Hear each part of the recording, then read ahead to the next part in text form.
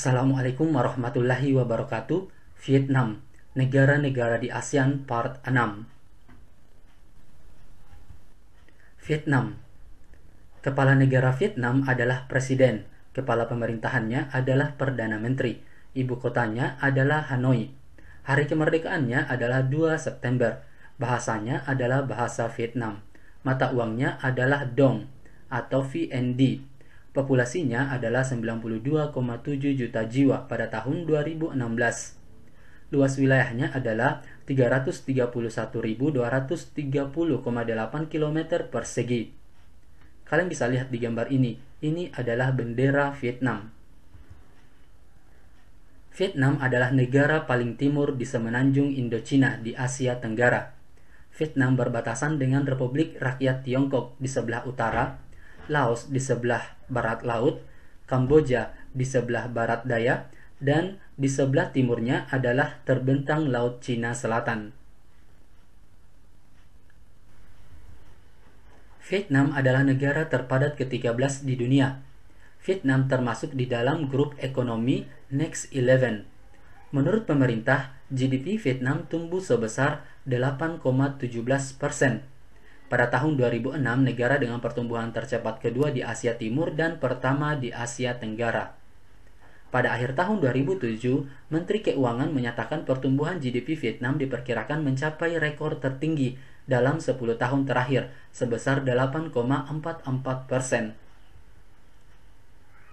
Topografi Vietnam terdiri atas bukit-bukit dan gunung-gunung berhutan lebat, dengan dataran rendah meliputi tidak lebih dari 20%.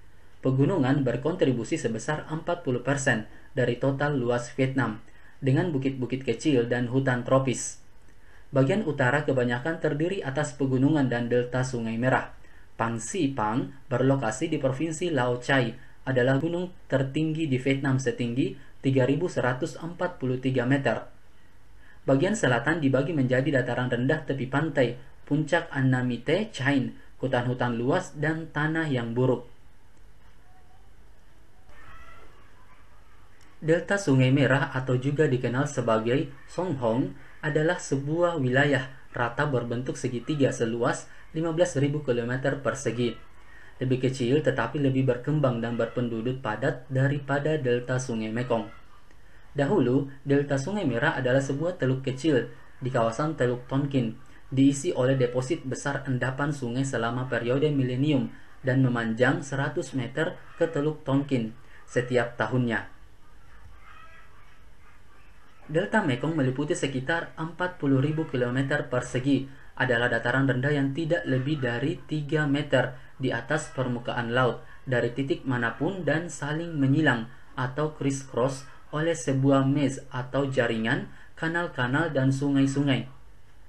Sangat banyak sedimen yang dibawa oleh cabang-cabang dan aliran-aliran sungai Mekong, sehingga delta tersebut memanjang sekitar 60 hingga 80 meter ke arah laut setiap tahunnya. Kalian bisa lihat di gambar ini adalah Sungai Merah. Vietnam memiliki iklim tropis dengan kelembaban rata-rata 84% sepanjang tahun.